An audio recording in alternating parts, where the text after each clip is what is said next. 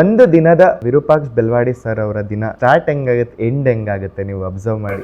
ನಾನ್ ನೋಡಿರೋದು ಹೇಳ್ಬೇಕಾ? ನೀವು ನೋಡ್ರಿ, ಬೆಳಗ್ಗೆ 4 ಗಂಟೆ ಕರೆಕ್ಟ್ ಎದ್ಬಿಡ್ತಾರೆ, ಒಂದು ದಿನನೂ ಮಿಸ್ ಇಲ್ಲ. ಅವ್ರು ನೈಟ್ 3 ಗಂಟೆಗೆ ಮಲಗ್ಲಿ, 3:15 ಮಲಗ್ಲಿ, 4 ಗಂಟೆಗೆ ಕರೆಕ್ಟ್ ಹೇಳ್ತಾರೆ. ಎದ್ದು ಸ್ನಾನ ಆದ್ಮೇಲೆ ಯೋಗ ಮಾಡೋದವ್ರು.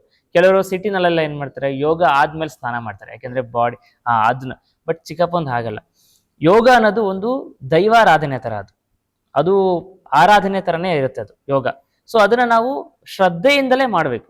ಸೊ ಹಾಗಾಗಿ ಅವರು ಫಸ್ಟ್ ಸ್ನಾನ ನಿತ್ಯಾದಿ ಕರ್ಮಗಳನ್ನು ಮುಗಿಸಿ ನಂತರ ಅವರು ಪೂಜೆ ನಂತರನೇ ಯೋಗ ಸ್ಟಾರ್ಟ್ ಮಾಡೋದು.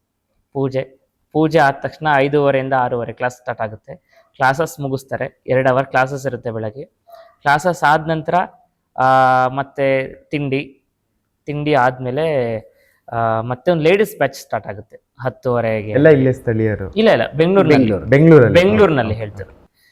ಅಲ್ಲಿ ಕ್ಲಾಸಸ್ ಆದ್ಮೇಲೆ ಮತ್ತೆ ಸ್ವಲ್ಪ ಹೊತ್ತು ರೆಸ್ಟ್ ಮಾಡ್ತಾರೆ. ರೆಸ್ಟ್ ಇಲ್ಲ ಅಂದ್ರೂ ಏನಾದ್ರು ಬರೆಯೋದಿರುತ್ತೆ, ಬುಕ್ಸ್ ಹೊಸದಾಗಿ ಬರೀತಿರ್ತಾರೆ. ಸೊ ಬುಕ್ಸ್ ಬರೀತಾರೆ, ಏನಾದ್ರು ಬೇರೆ ಕಡೆ ಕೆಲಸ ಇರುತ್ತೆ ಅದೆಲ್ಲ ಮಾಡ್ಕೋತಾರೆ. ಮತ್ತೆ ಮಧ್ಯಾಹ್ನ ಊಟ ಅಂದ್ರೆ ಅವಾಗ ಬೆಂಗಳೂರಿನಲ್ಲಿ ಇದ್ದಾಗ ಈ ಯೋಗ ಕೇಂದ್ರ ಸ್ಟಾರ್ಟ್ ಆಗಕ್ಕಿಂತ ಮುಂಚೆ ಹೇಳ್ತಿರೋದು ನಾನು. ಅದಾದ್ಮೇಲೆ ಸ್ವಲ್ಪ 1 ಅವರ್ ಅದು ಮಲಗ್ತಾರೆ ಅಷ್ಟೇ, ಮತ್ತೆ ಜಾಸ್ತಿ ಮಲಗಲ್ಲ ಬೆಳಗ್ಗೆ ಬೇಗ ಹೇಳೋದ್ರಿಂದ. ಅದ್ರ ಮತ್ತೆ ಸಂಜೆ ಕ್ಲಾಸಸ್ ಸ್ಟಾರ್ಟ್ ಆಗುತ್ತೆ. ಸಂಜೆ ಕ್ಲಾಸ್ ಸ್ಟಾರ್ಟ್ ಆದ್ಮೇಲೆ ಅದು 8 ಗಂಟೆ ಮುಗಿಯುತ್ತೆ. 8 ಆದ್ಮೇಲೆ ಮತ್ತೆ ಏನಾದ್ರು ಓದೋದು ಬರೆಯೋದು, ಅದಾದ್ಮೇಲೆ ಈ ತರ ಕೆಲಸ, ಮತ್ತೆ ಮಲಗೋದು ಎಷ್ಟು ತೆಗೆದುಕೋತೆ. ಆಮೇಲೆ ಇದು ನಮ್ಮ ಯೋಗ ಸಾಧನದ ಸ್ಟಾರ್ಟ್ ಆದ್ಮೇಲೆ ಅವ್ರದ್ದು ಕ್ಲಾಸಸ್ ಸ್ವಲ್ಪ ಕಮ್ಮಿ ಆಯ್ತು, ಹೊರಗಡೆ ಓಡಾಡೋದು ಜಾಸ್ತಿ ಆಯ್ತು, ಎಲ್ಲಾ ಕಡೆ ಓಡಾಡ್ಬೇಕಿತ್ತು.